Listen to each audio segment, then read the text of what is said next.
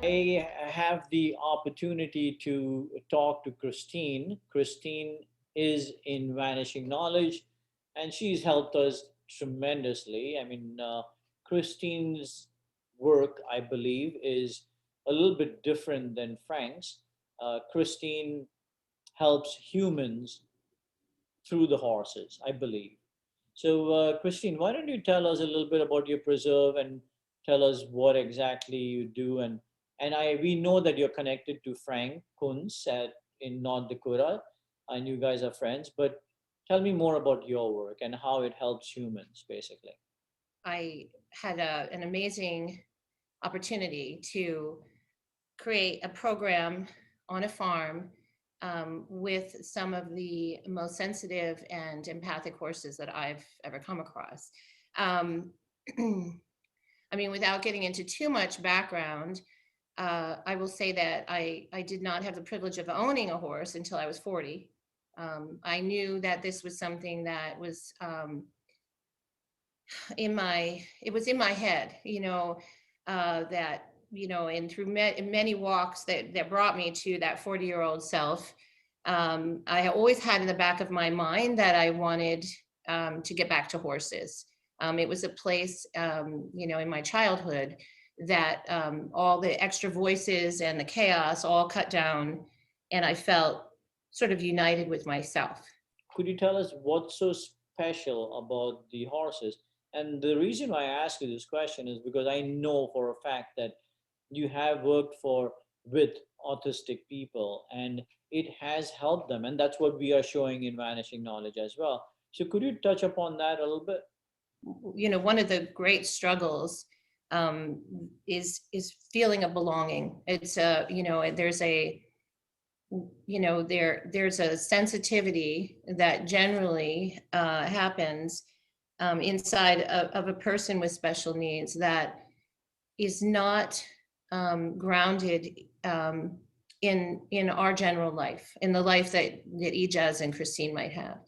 And when they're with the horse, and I'm going to say particularly with horses that have, a feral instinct, there is a process that the horse offers to to um, to every person, where they offer a connectivity piece, and the connectivity piece for the horse is about, it's a self-sustaining piece. It's how horses get through life. They do best in herds.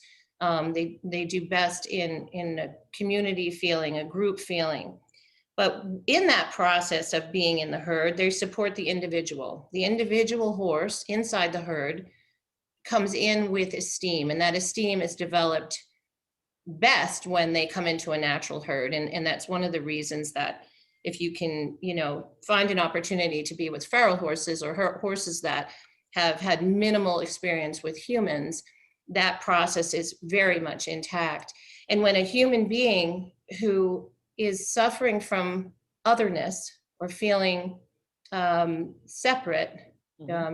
from others, uh, with a high sensitivity piece, and they come into a process with a horse, and even that becomes a herd of two.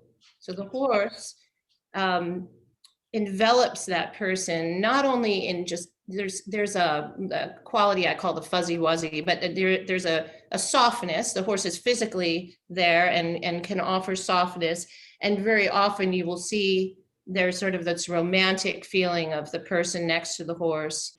What can we do to make it more accessible? Because to me, horses are for the elite and people who have a lot of money, who can afford a horse, and so on and so forth. Like I would never think of getting involved with a horse before I started to make this film and started doing wildlife photography.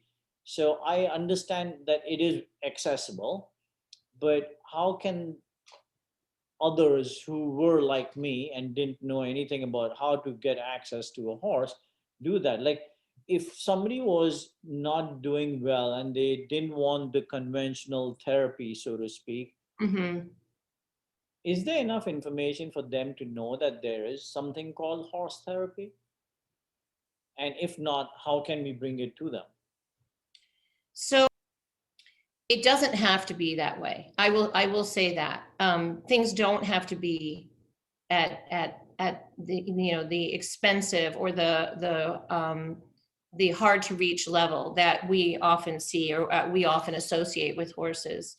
I can remember actually one of my first memories. I grew up outside of Philadelphia in a row home.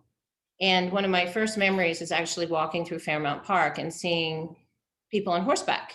And that became like a fascination for me. But it's not even about riding. It's definitely not about taking lessons. It's not about there are lots of good therapeutic programs out there that people can resource.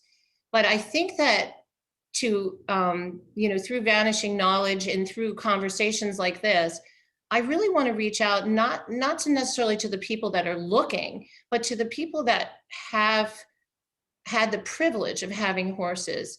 And I'd like to suggest to them that the piece that they have found so fascinating, romantic, that they should probably, offer up a space back for individuals, even if it's just a portion of their week, to invite people to come to their farms, invite people to, have that experience. Could you share a story about a person who benefited so much from being around your horses and would do therapy and so on?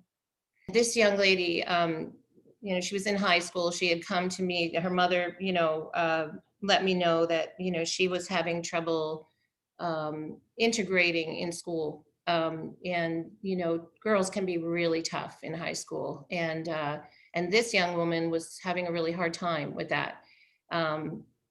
And I didn't know much more about it than that, except that, she was struggling finding her position inside of the school environment. Anyway, we were in the field and we were, standing and talking and it's not unusual for the horses, even if they're all the way on the other side of the pasture, to meander over. And so we were watching this process and I could see her lighting up as the horses were coming to investigate us. And I asked her what she was experiencing, and I said, we were just talking in general. I think she had an interest in art, and I do as well, and so we were just talking generally.